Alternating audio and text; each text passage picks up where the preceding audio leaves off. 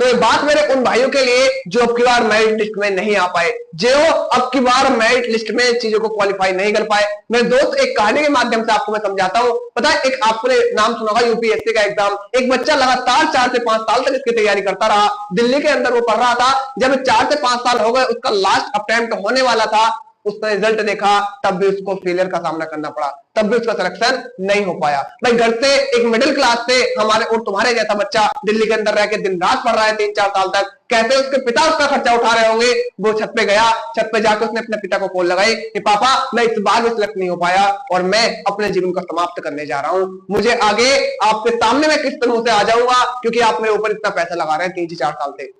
जब वो बहुत ज्यादा डिमोटिवेट हो गया, उसके पापा ने उससे कहा कि भाई आप कौन है। उसके पापा ने उससे कहा कि भाई आप कौन है, क्योंकि मैं जानता हूं मेरा बेटा तो इतनी जल्दी हार नहीं मान सकता।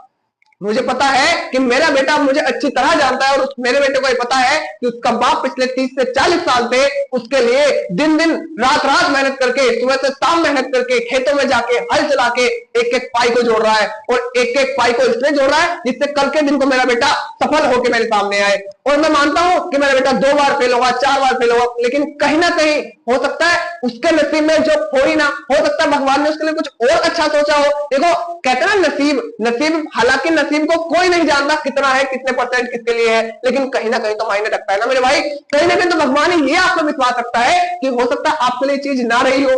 क्या पता भगवान ने आपके लिए कुछ और अच्छा प्लान करके रखा हो। तो एक छोटी सी मेरिट से, एक छोटी सी बात से डिमोटिवेशन नहीं ले जाना।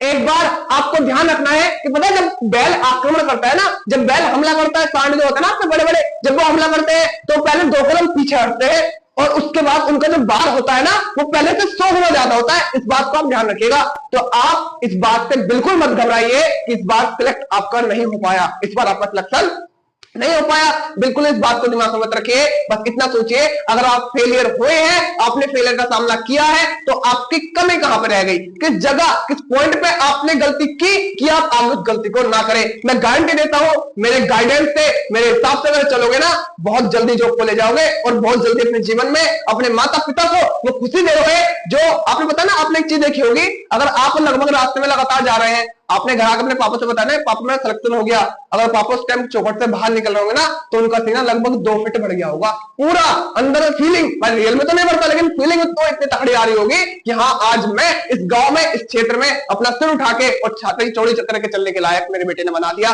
तो मेरे भाई, हिम्मत नहीं हारनी है।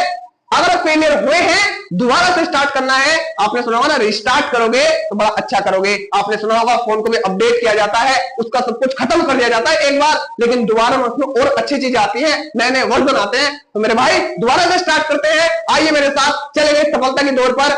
चलिए, जय हिंद, जय भारत।